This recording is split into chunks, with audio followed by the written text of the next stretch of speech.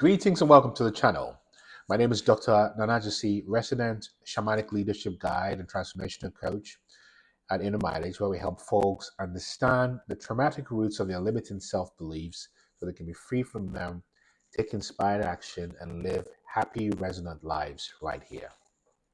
Today, we're going to be talking about why outsmarting the narcissist requires silence, not confrontation.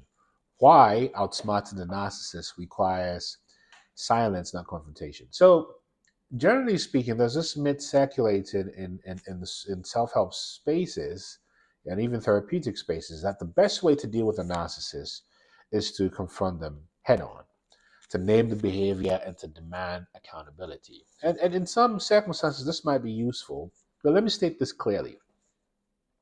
From a psychological or spiritual perspective, confrontation is not liberation.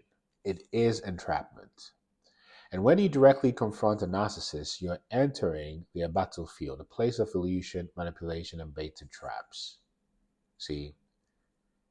So today we're going to break down why strategic silence is the ultimate act of intelligence, spiritual maturity, and energetic warfare when navigating narcissistic systems. So let's start with understanding the cost of confrontation. You see, direct confrontation activates in a narcissist what is called a narcissistic injury. And this injury is a psychological wound triggered when a narcissist's fragile sense of superiority is threatened. As cited in the Journal of Personality Disorders, narcissists respond to perceived slights with rage, shame projection, or manipulative behavior, including triangulation, stonewalling, smear campaigns, and of course they apply DAVO, which is to deny, attack, reverse victim, and offender. Deny, attack, reverse victim, and offender. And that means deny what's being said, right? Don't attack the person you hurt, and then play the victim and the offended one, right? And the reason for this is because the internal structure of a narcissist is a house of mirrors. There is no authentic core self, only a false self constructed from borrowed identities and external validation. Therefore, confrontation doesn't correct this false self, it threatens to collapse it. And when this happens, the survival instinct of the narcissist kicks in. And in families, workplaces, or even romantic partnerships, confrontation often unleashes subtle revenge, subtle slander, silent treatments, stage breakdowns, or even a manufactured smear campaign that is aimed to distort your credibility. Spiritually, this dynamic mirrors the concept of psychic vampirism. Psychic vampirism. Because narcissists feed on emotional reactions, and your confrontation becomes a nutrient source. You feel depleted, whereas they feel recharged.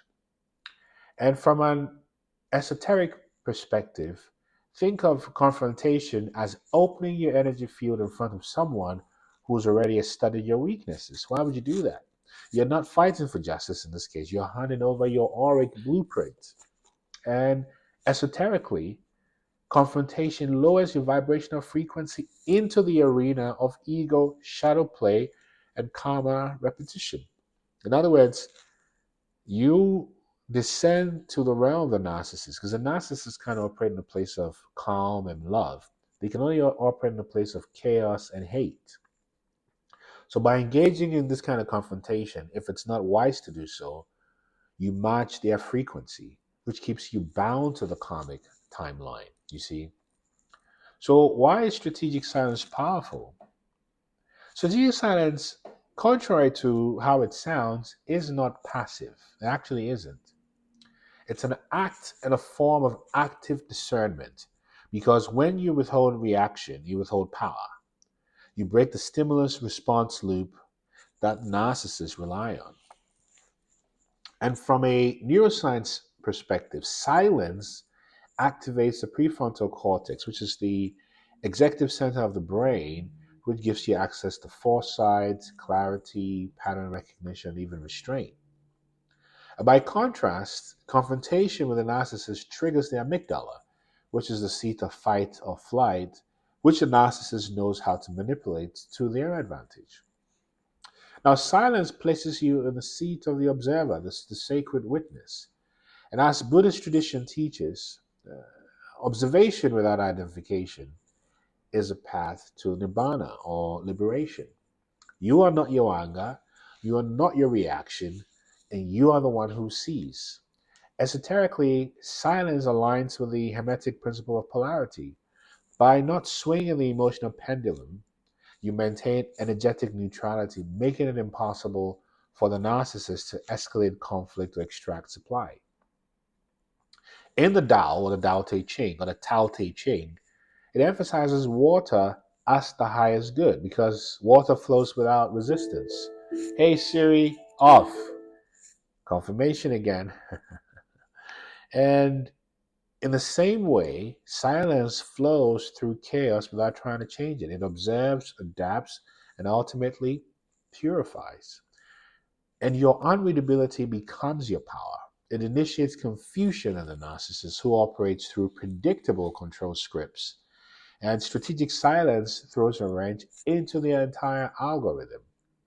Energetically, your silence becomes a sacred mirror. It forces the narcissist to face themselves, something they spend their entire life avoiding, you see. And this discomfort becomes so intense they either lash out irrationally or begin to unravel. Now, getting into the psychology of the narcissist and why silence triggers them is important because to a narcissist, silence is a threat.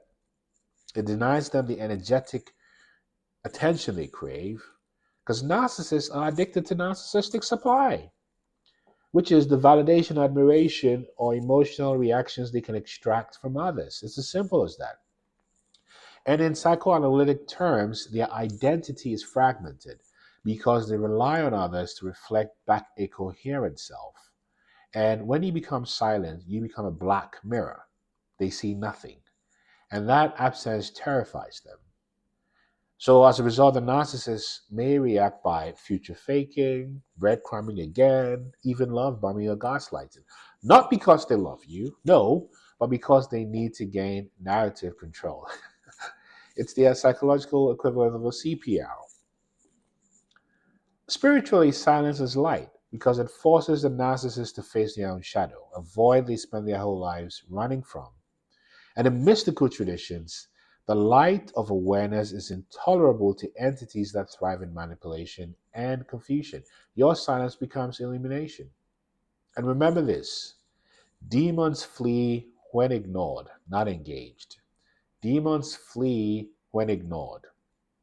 So, there are several things you can do to ensure that you're not in a confrontation with a narcissist, such as observing patterns, not episodes. Because when you observe patterns, you begin to see themes, and those themes make you wiser. It's important to also track your behavior, whether you're logging it via audio memos or a journal or screenshots. It's very important to keep records, not for revenge, but for confirmation and evidence if you need to. See, because it helps you build this detective emotional objectivity, which gives you leverage if there's a legal dynamic or HR dynamic that you need to use it for. And then you also want to ultimately be calm despite the chaos and exit strategically when you can, right? And you do this by cutting cords and releasing yourself. If any of this sounds like you, type transform in the comment section. Let us know how you've dealt with it because we are here because we don't believe in just surviving narcissistic abuse. We believe in metabolizing it into spiritual awakening because we know that every narcissistic relationship is a test of boundaries and identity.